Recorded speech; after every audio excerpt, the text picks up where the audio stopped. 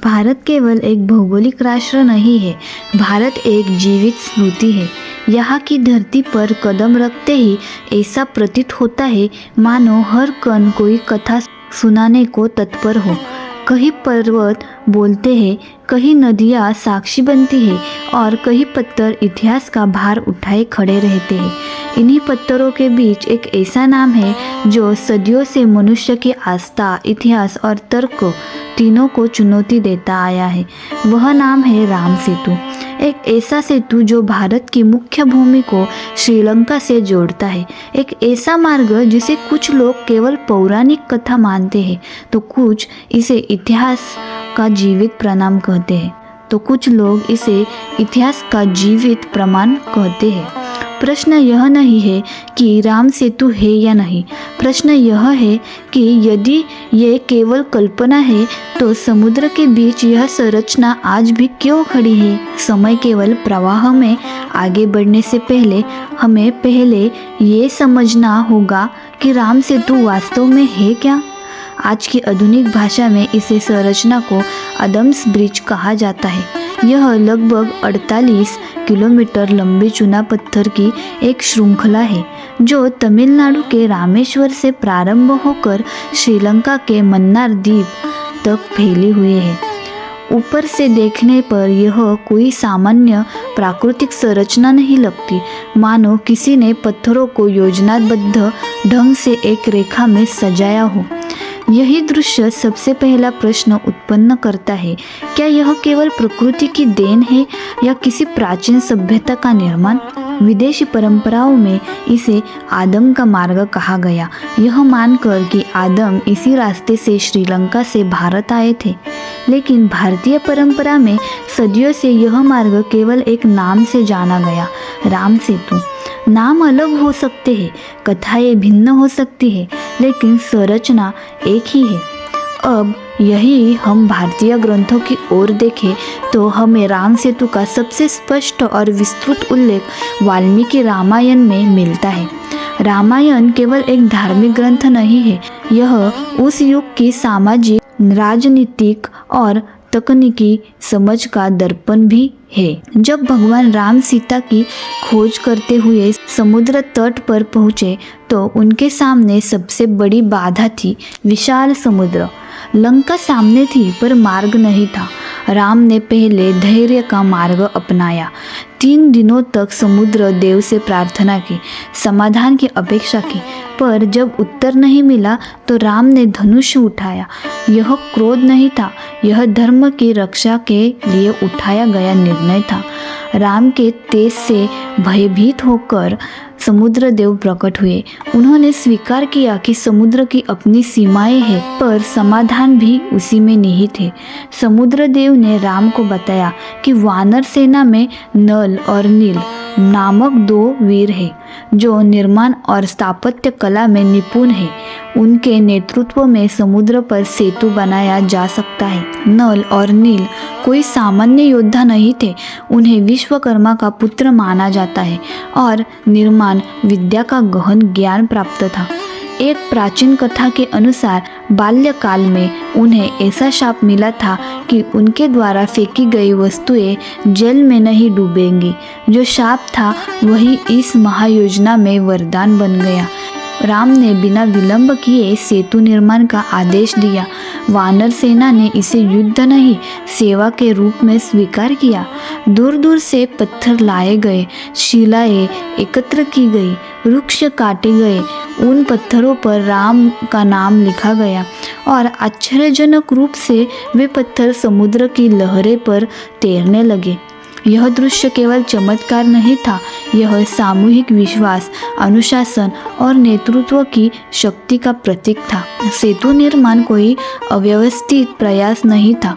नल और नील ने पूरी सेवा को वर्गों में बांटा। कुछ पत्थर लाते थे, कुछ उन्हें व्यवस्थित रखते थे और कुछ संरचना को मजबूती प्रदान करते थे। राम स्वयं इस कार्य में सम्मिलित हुए।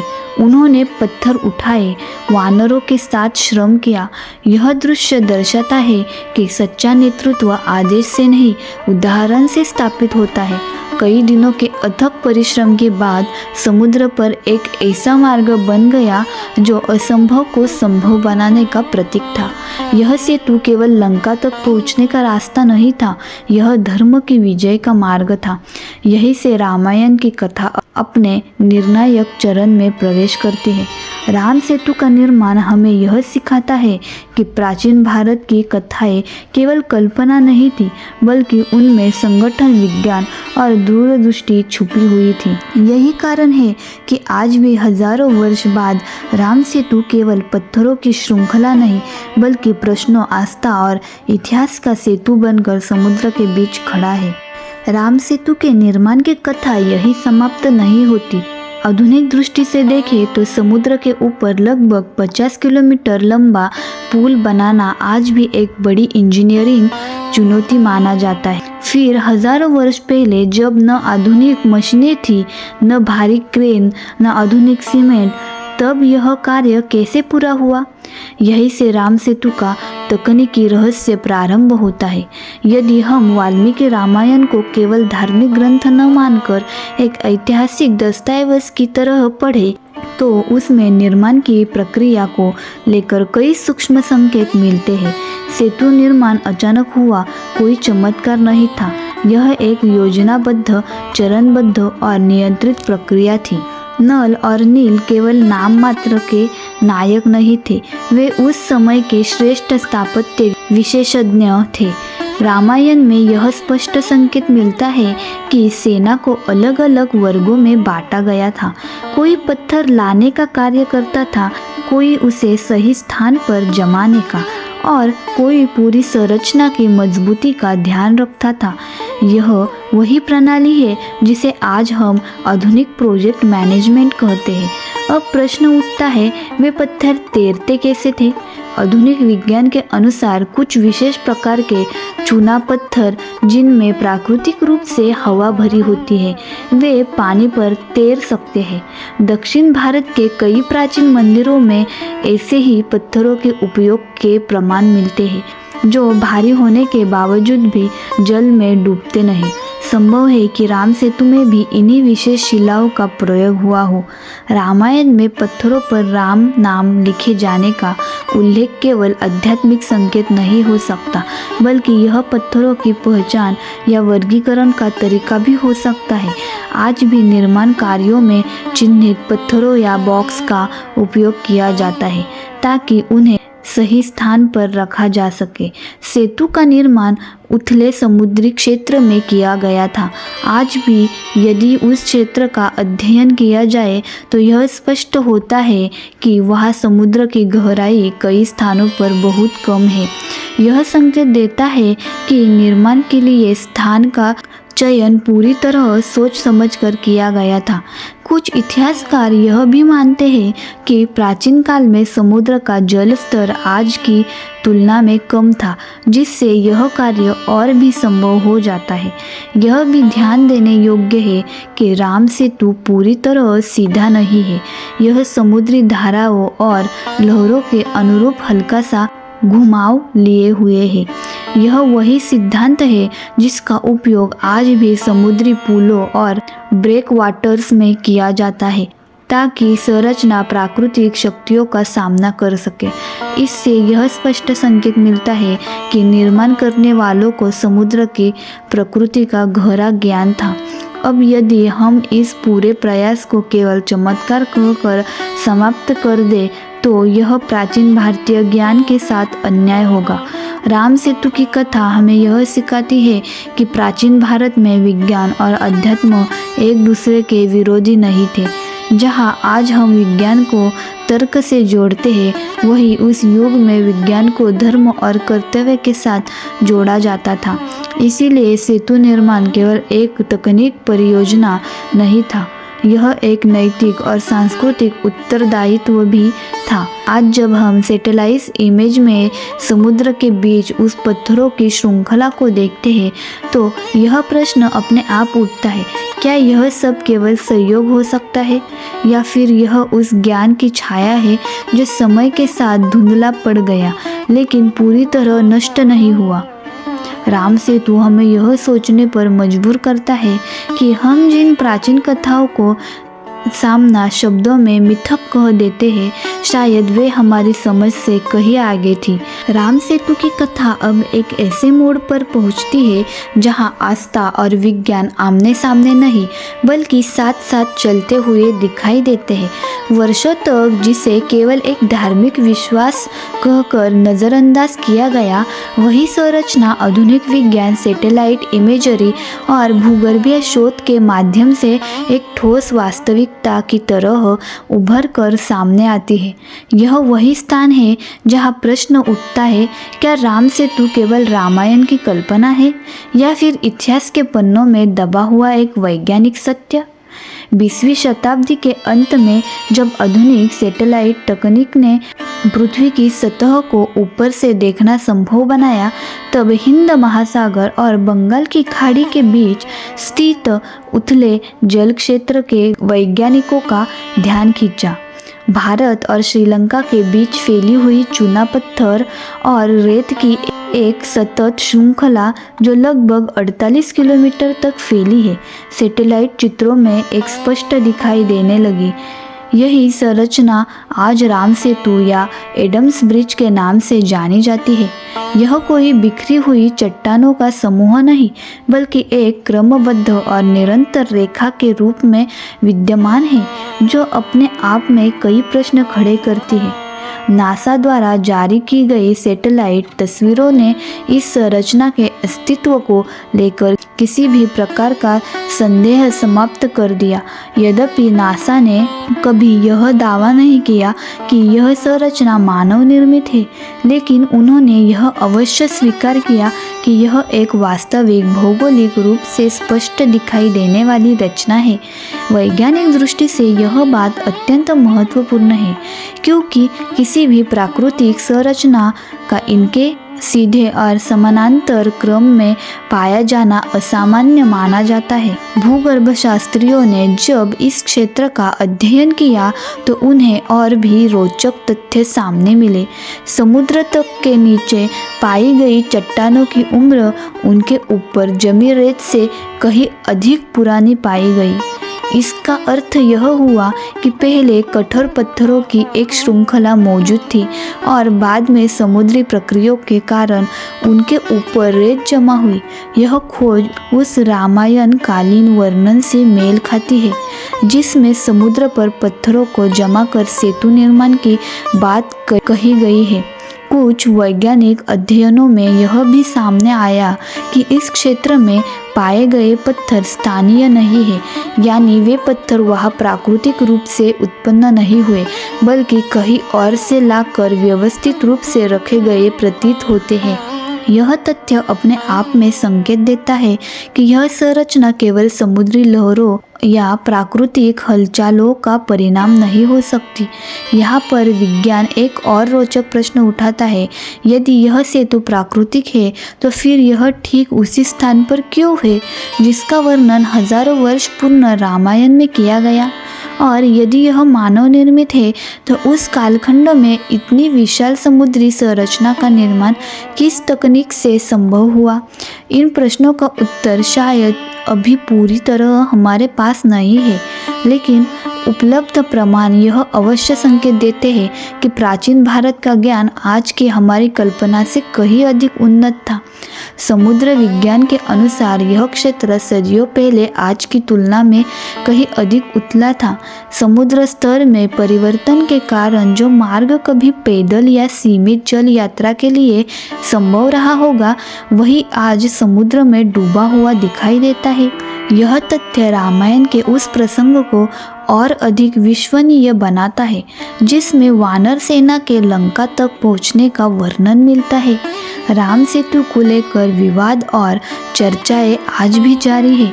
कुछ इसे पूर्णतः प्राकृतिक संरचना मानते हैं तो कुछ इसे मानव प्रयास का परिणाम लेकिन सबसे महत्वपूर्ण बात यह है कि विज्ञान भी अब इस बात को नकार नहीं सकता कि यह संरचना वास्तविक है, प्राचीन है और असाधारण है। जब आस्था और विज्ञान दोनों एक ही दिशा में संकेत करने लगे तो सत्य को नज़रअंदाज करना कठिन हो जाता है। राम सेतु आज केवल एक धार्मिक प्रतीक नहीं रह गया है, यह भारत की प्राचीन सभ्यता, उसकी वैज्ञानिक समझ और उसकी सांस्कृतिक निरंतरता का जीवंत प्रमाण बन चुका है। यह सेतु हमें यह याद दिलाता है कि इतिहास केवल पुस्तकों में नहीं बल्कि पृथ्वी की सतह पर भी अंकित होता है, बस उसे देखने और समझने की दृष्टि चाहिए। राम सेतु की कहानी अब केवल आस्था या इतिहास तक सीमित नहीं रह गई है। यह संरचना आधुनिक भारत में राजनीतिक, सामाजिक और सांस्कृतिक दृष्टि से भी अत्यंत महत्वपूर्ण बन चुकी है। समय के साथ राम सेतु के अस्तित्व को लेकर विभिन्न दृष्टिकोण और विवाद सामने आए, जिन्होंने इसे केवल धार्मिक प्रतीक से कहीं आगे पहुंचा दिया। 20वीं सदी के उत्तरार्ध में जब भारत में आधुनिक समुद्री परियोजनाओं की योजना बनाई जाने लगी तो राम सेतु का नाम भी चर्चा में आया।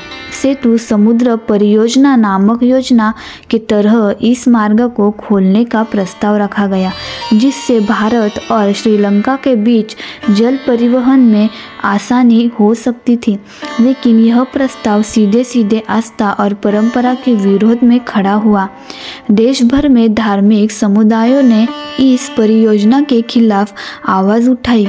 उनका तर्क था कि राम सेतु केवल एक संरचना नहीं बल्कि पौराणिक और सांस्कृतिक धरोहर है। इसे नष्ट करना न केवल आस्था का अपमान होगा बल्कि प्राचीन भारतीय सभ्यता के ज्ञान और तकनीकी कौशल्य की अवहेलना भी। इस विवाद ने सुप्रीम कोर्ट तक मार्ग पाया। न्यायालय ने यह निर्णय लिया कि परियोजना को बिना आवश्यक पर्यावरण और सांस्कृतिक अध्ययन के आगे नहीं बढ़ाया जा सकता। इस निर्णय ने स्पष्ट कर दिया कि राम सेतु केवल भौतिक रूप से महत्वपूर्ण नहीं बल्कि सांस्कृतिक और आध्यात्मिक दृष्टि से भी अभिन्न है। सांस्कृतिक दृष्टि से राम सेतु ने भारतीय समाज को यह याद दिलाया कि इतिहास और आस्था अलग नहीं है। जब वैज्ञानिक प्रमाण, भूगर्भीय अध्ययन और ऐतिहासिक संदर्भ मिलते हैं तो यह स्पष्ट होता है कि मानव सभ्यता हमेशा से अपने परिवेश के साथ जुड़ी रही है। आधुनिक शोधकर्ता और इतिहासकार भी इस विवाद का हिस्सा बने। उन्होंने न केवल संरचना का अध्ययन किया बल्कि उसके निर्माण के तरीके, भूगर्भीय विशेषताएं और संभावित मानव हस्तक्षेप पर ध्यान केंद्रित किया। इस शोध ने यह संकेत दिया कि राम सेतु केवल धार्मिक कथा नहीं बल्कि प्राचीन भारत के तकनीकी और सांस्कृतिक कौशल्य का भी प्रतीक है। समाज के विभिन्न वर्गों में यह विषय कभी भावनात्मक विवाद का कारण बना तो कभी प्रेरणा का स्रोत। छात्रों, शोधकर्ताओं और दर्शन शास्त्रियों ने राम सेतु के बारे में अपने दृष्टिकोण विकसित किए और इसे अपने अध्ययन का केंद्र बनाया। इस प्रकार राम सेतु केवल एक भौगोलिक संरचना नहीं बल्कि भारत की सांस्कृतिक, धार्मिक और वैज्ञानिक पहचान का प्रतीक बन चुका है। राम सेतु की यात्रा अब उस मोड़ पर पहुंच चुकी है जहां हम इसे केवल भौगोलिक या ऐतिहासिक संरचना के रूप में नहीं देख सकते। यह सेतु जो हजारों वर्ष से समुद्र के बीच खड़ा है, आज भी लोगों के आस्था, विज्ञान और सांस्कृतिक का प्रतीक बना हुआ है। राम सेतु केवल पत्थरों का पुल नहीं है, यह विश्वास, अनुशासन, नेतृत्व और सामूहिक प्रयास का प्रतीक है। रामायण में वर्णित कथा में न केवल वानर सेना की शक्ति बल्कि उनके संगठन और तकनीकी दक्षता का बखान है। नल और नील जैसे विशेषज्ञों ने न केवल संरचना बनाई बल्कि इसे इस तरह से विकसित किया कि वह प्राकृतिक शक्तियों का सामना कर सके। विज्ञान और आस्था के संगम ने राम सेतु को अद्वितीय बना दिया। सैटेलाइट इमेज और भूगर्भीय अध्ययन ने इसे केवल मिथक नहीं बल्कि वास्तविकता के रूप में प्रस्तुत किया। इसके बावजूद यह सेतु मानव प्रयास की सीमा से परे प्रतीत होता है। इसकी संरचना, पत्थरों की चयन प्रक्रिया, समुद्र की गहराई के अनुसार मार्ग का निर्माण, यह सभी संकेत देते हैं कि प्राचीन भारत में तकनीकी और भौगोलिक ज्ञान अत्यंत उन्नत था। आधुनिक समाज में राम सेतु का महत्व और बढ़ गया है। यह केवल धार्मिक आस्था का प्रतीक नहीं है, बल्कि राष्ट्रीय पहचान, सांस्कृतिक विरासत और पर्यावरण संरक्षण का प्रतीक भी है। सेतु को लेकर आज भी बहसें, अध्ययन और शोध जारी है। यह स्पष्ट करता है कि इतिहास और आस्था केवल अतीत की कहानियाँ नहीं है, वे हमारे वर्तमान और भविष्य को भी दिशा देते हैं। राम सेतु हमें यह सिखाता है कि मानव केवल अपने कर्म से ही नहीं, बल्कि अपने विश्वास और ज्ञान से भी महान कार्य कर सकता है। यह सेतु आज भी भारत की महानता और संस्कृति का प्रतीक है और आने वाली पीढ़ियों के लिए प्रेरणा का स्रोत बना है। राम सेतु केवल एक भौगोलिक संरचना नहीं है, यह मानवता, विश्वास और ज्ञान का प्रतीक है। आस्था के दृष्टिकोण से यह हमें यह याद दिलाता है कि धर्म और संस्कार केवल पुस्तकों में नहीं, बल्कि हमारे कर्म और समाज में भी जीवित रहते हैं। रामायण की कथा हमें यह सिखाती है कि सामूहिक प्रयास, अनुशासन और नेतृत्व कितनी बड़ी उपलब्धियां संभव कर सकते हैं। यह विज्ञान की दृष्टि से राम सेतु एक अद्भुत रहस्य है।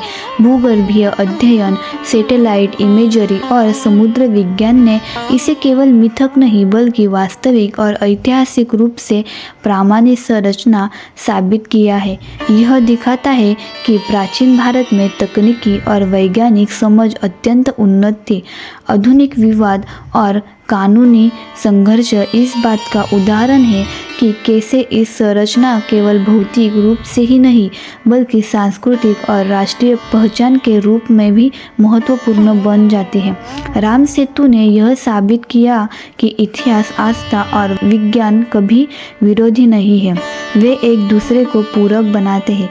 इस सेतु की सबसे बड़ी शिक्षा यह है कि मानव केवल अपने कर्म से ही नहीं, बल्कि अपने विश्वास, ज्ञान और नैतिकता के माध्यम से भी महान कार्य कर सकता है। यह सेतु हमें यह याद दिलाता है कि आस्था और विज्ञान का संगम हमेशा विरोध का कारण नहीं होता, बल्कि प्रेरणा का स्रोत बन सकता है। अंततः राम सेतु इतिहास, आस्था और विज्ञान का संगम है। यह न केवल प्राचीन भारतीय सभ्यता का प्रतीक है, बल्कि आने वाली पीढ़ियों के लिए भी मार्गदर्शक और प्रेरणा का स्रोत है। यही वह पुल है जो न केवल भारत और श्रीलंका को जोड़ता है, बल्कि अतीत, वर्तमान और भविष्य को भी जोड़ता है।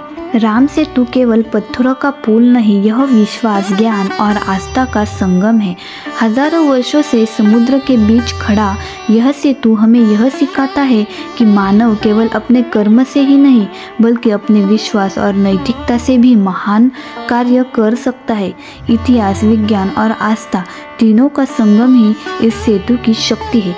आज यह केवल भारत और श्रीलंका को जोड़ने वाला पुल नहीं, बल्कि अतीत, वर्तमान और भविष्य को जोड़ने वाला प्रतीक है। राम सेतु हमें याद दिलाता है कि आस्था और ज्ञान साथ साथ चल सकते हैं और यही मानवता की सच्ची महानता है। यदि आपको राम सेतु ये पॉडकास्ट अच्छा लगा हो तो लाइक और सब्सक्राइब ज़रूर करें।